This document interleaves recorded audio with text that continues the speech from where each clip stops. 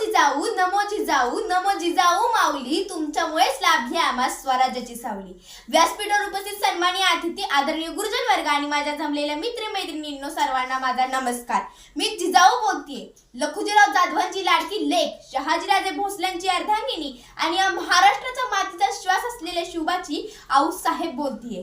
आज माझा जन्मदिवस म्हणून तुम्ही सर्वजण एकत्र जमलात. माझे पोवाडे गाताय, माझा जय जयकार करताय, बरं वाटलं. पण शिवबाच्या मावळ्यांनो, आज मागे वळून बघताना काळजाला पीड पडतो. अरे, कुठल्या परिस्थितीतून आम्ही हे स्वराज्य उभं केलं.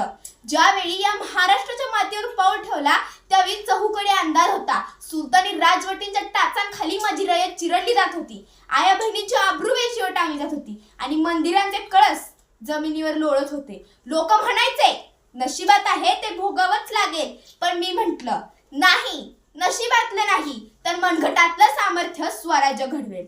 ज्यावेळी माझ्या पोटात शुभा वाढू लागला त्यावेळी मी डोहाळे जाण्याचे हट्ट केले नाही, तर मी ढाल तलवारची खेळ खेळले, घोडदौड केली. कारण मला ठाऊक होतं, माझ्या पोटी जन्माला येणारा बाळ हा केवळ माझा पुत्र नसेल, तर तो या गुलामीच्या साखळीला तोडणारा विजेता असेल. मित्रांनो, आठवा तो काळ ज्यावेळी मी शुभांना रामायण महाभारतातल्या गोष्टी सांगायचे. त्यावेळी मला त्यांच्या डोळ्यात अन्यायाविरुद्धचा अंगार दिसायचा.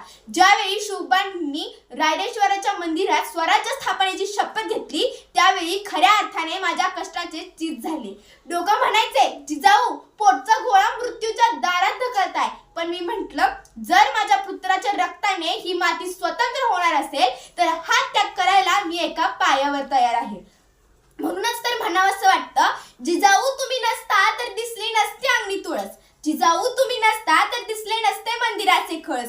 जिजाऊ तुम्ही नसता तर नसते झाले शिवराय आणि स्वराज्य. आज तुमच्यामुळेच आम्ही भोगतोय हे सुख.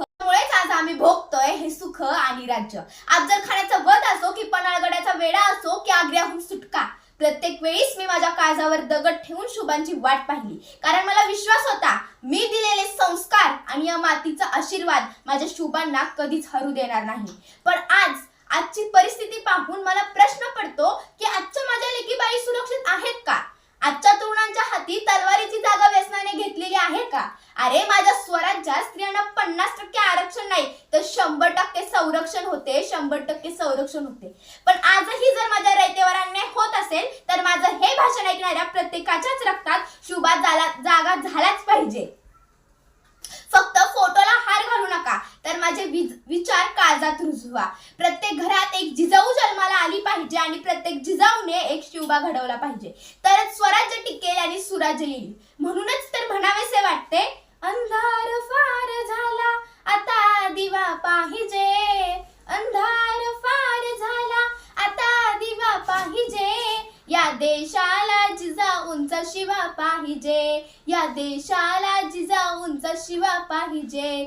जाता जाता एवढंच म्हणेन, मराठा राजा महाराष्ट्राचा न झुकला कधी कोणापुढे. मराठा राजा महाराष्ट्राचा न झुकला कधी कोणापुढे. हा मानाचा मुजरा माझा जिजाऊंना, जिने घडविले शुभांना जगापुढे, जिने घडविले शुभांना जगापुढे. धन्यवाद. जय हिंद, जय भारत, जय जिजाऊ, जय शिवराय.